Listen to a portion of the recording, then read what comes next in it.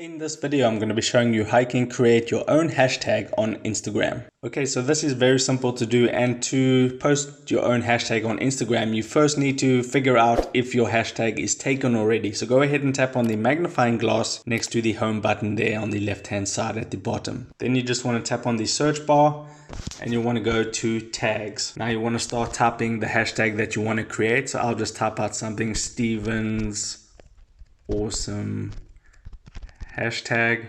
So if it says no results found for Stevens Awesome hashtags, that means that hashtag, and I'll just remove the S. So that hashtag is available and hasn't been used before. So we are good to go to create that hashtag. Now how you actually create the hashtag is by making a post using that hashtag. So what you need to do is go back and then you want to tap on your profile icon at the bottom right. And then you can see a plus icon at the far left of the screen at the top. Tap on that and then you want to tap on new feed post, and I'll just select this image right here. Tap on next. You can add a filter if you want.